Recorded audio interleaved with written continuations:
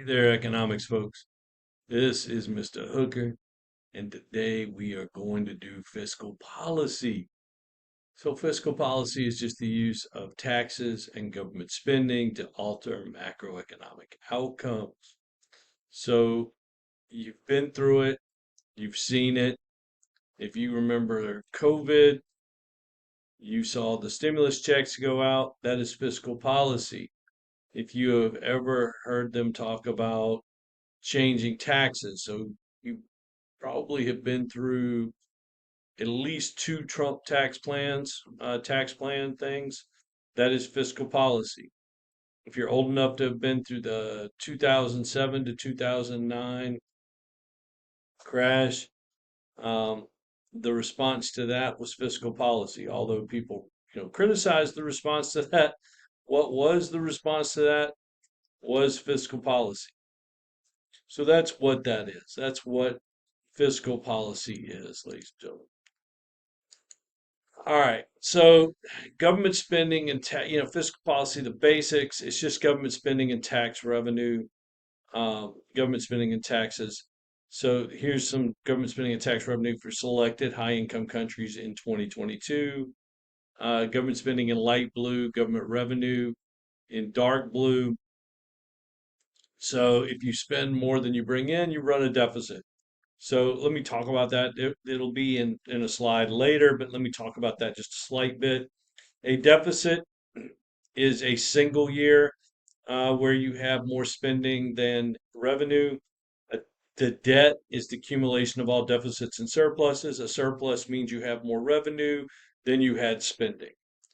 So the US, we had more spending than we had revenue. Japan, way more spending than they had revenue. Canada's roughly even, but slightly more spending than revenue. And France, more spending than revenue. So you know that like people get upset about the US having more running a deficit, but there's not a single country on this list that did not run a deficit. That is normal for a country. It is really normal for a country to run a deficit, ladies and gentlemen. So, like, don't get mad.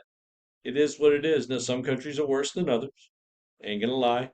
Um, so it's a thing. And then, like, especially in good times, you might run a surplus. So in the year 2000, we ran a surplus. Basically, we were coming off the 90s. And I've mentioned it in other videos. Like, we rolled in the 90s.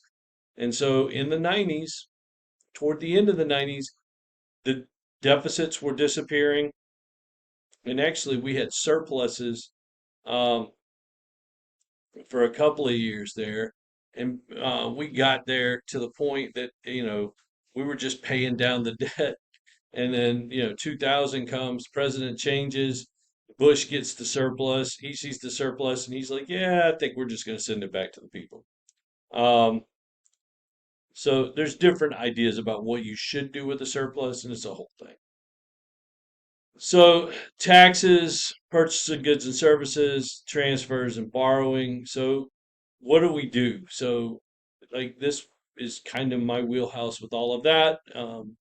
So public finance is actually what my field was in grad school. So government basically takes all the revenue they take in, which comes from taxes, and then they spend it on programs and funding services, right?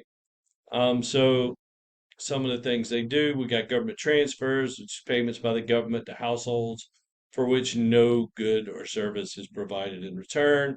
So you didn't do anything for that money, but we gave you the money. It's okay. It is what it is. We believe that people are going to need that money to survive, and we want them to survive.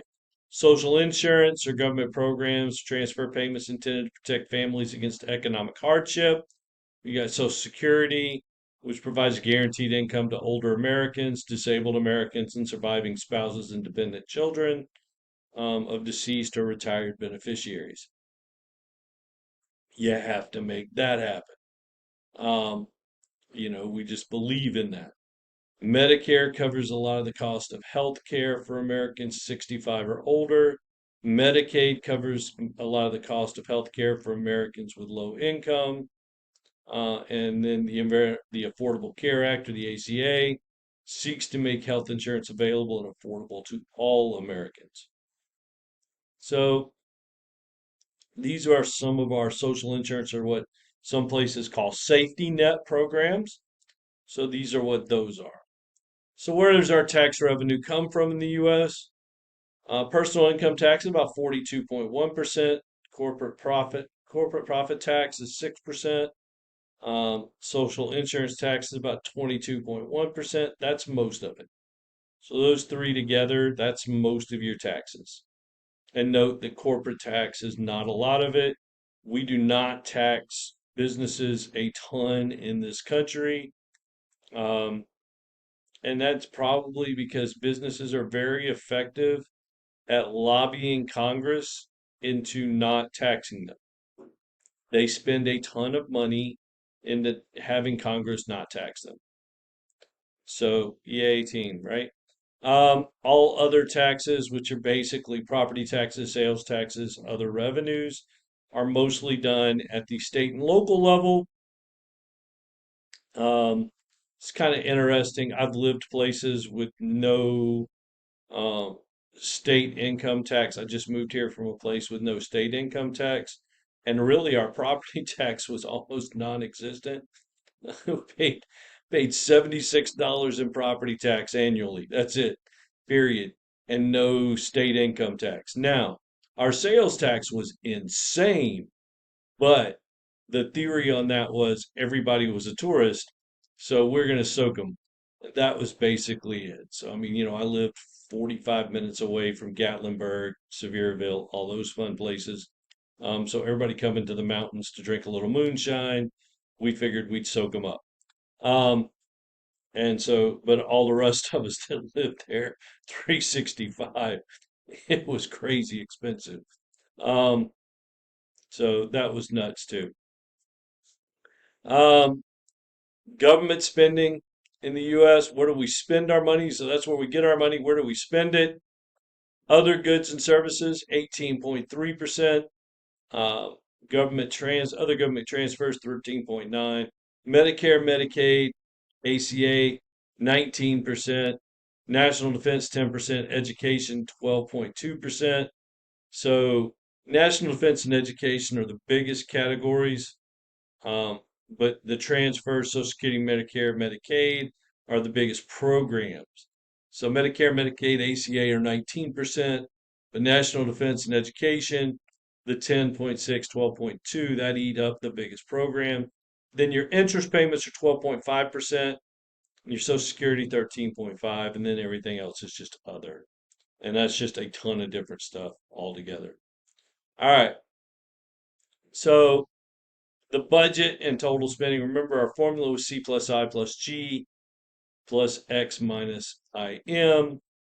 So the government directly controls G. They are the government spending, and indirectly affects C because I can increase the payments to my consumers, or I can decrease the payments to my consumers. So I can make the money you have for consumption spending greater or lesser. It is what it is. And so disposable income is the income that households receive. Um, so from wages, dividends, interest, and rent minus taxes plus government transfers. Well, I can increase your taxes, decrease your taxes, and I can increase your transfers or decrease your transfers. So we can mess with that income multiple ways. Um, the government can also mess with business investment by taxes and regulations. So we can affect a lot of these things a lot of different ways. Now, nobody is going to be happy. You have never seen a soul cheer for a tax increase in your life. I promise you, no one has gone, yay, my taxes went up. It just don't happen, people. It's not something that goes on. So, because the government can affect spending by consumers and firms, the government can shift AD different ways. And that is what we are looking for in this. So that's in fiscal policy, what we want is a government that, when things are bad, can shift AD, you know, out to the right And when things are cooking a little too hot, we want them to shift AD to the left. So we need them to do things when they should do things. So why would the government want to shift it? It needs to be able to close a recessionary or an inflationary gap. So recessionary gaps happen when we're not making enough output. Inflationary gaps happen if we're making too much output. So we're making too much stuff and they need to slow the economy down. So we're cooking a little hot. We need to slow it down. And that fiscal policy's use of taxes, government transfers, or government purchases of goods and services to shift aggregate demand curve. That's a very wordy way to say the use of taxes and government spending to alter macroeconomic outcomes. So that's really all that is. So let's look at expansionary and contractionary fiscal policy. So expansionary fiscal policy is just meant to put money in your hands. If I am the government and I want to put money in my people's hands, that is expansionary fiscal policy. So expansionary fiscal policy is fiscal policy that increases aggregate demand, that is an increase in government purchases, or a decrease in taxes. Either way, my people have more money at the end of the day. And if I have put more money in their hands, they're going to head to the store, they're going to spend more money, and the economy is going to start heating up. Now, expansionary fiscal policy closes a recessionary gap. So you see here, we started AD1, long run aggregate supply curve is vertical, and we're short of this, we're short there of our equilibrium where we should be. We should be in an X where, so AD, our short run aggregate supply are all on an X at that long run aggregate supply. We're not there. So we want to shift to the right so that we hit that X and long run aggregate supply just crosses through the middle of that. That's what this does. It moves it to the right. And as it does, prices go up a little bit and output shifts to the right. Yay, team. Now, assume that prices are already up a little bit and we've got a little too much output going.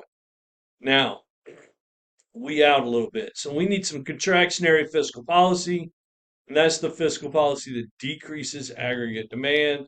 Now, if I'm going to do that, I'm going to have to make some unpopular decisions. And this, ladies and gentlemen, is where our current politicians fail us, because if this happens, we're going to have a reduction in government spending or an increase in taxes. Our current politicians do not like to do this, and this is why we have sat on inflation for like 2 years now. And nobody really willing to do the hard stuff other than the Fed. And it's just ugly when you only have one government entity doing things, and everybody else is just like, yeah, well, maybe it'll go away. It's not how that works. All right. So what this does is this takes money out of people's hands, and if they can't spend it, well, the economy cools down a little bit. Once the economy cools down, things go better. Um, so this moves us back to the left. Output goes down, prices go down, everything works out a little bit better. So, so what we need is a reduction in government purchases or an increase in taxes, reduction in transfers, all as well. So, what are some arguments in favor or against the government massive spending during recessions? Um, so there's some things to that, and we'll talk about that here in a second. This is just kind of a leading question, kind of to make you think. So if you want to take a second here, pause the video, think about that. Like, what are some arguments for that? So suppose there's a recessionary gap and the country wishes to produce its potential output. Which of the following policy initiatives might help it reach this goal? So, and encouraging private investment spending would be the one. If there's an inflationary gap, so we're cooking a little hot, and the country wishes to produce its potential output, what should it do? We don't want to encourage private spending. Tried that. Increasing taxes on customers and corporations might be the thing, though. All right. Can expansionary fiscal policy actually work? So there are people who argue that the government spending always crowds out private spending, government borrowing always crowds out private investment spending, and government budget deficit reduces private spending. We are going to examine those three arguments in our next video. Talk to you later. Take care.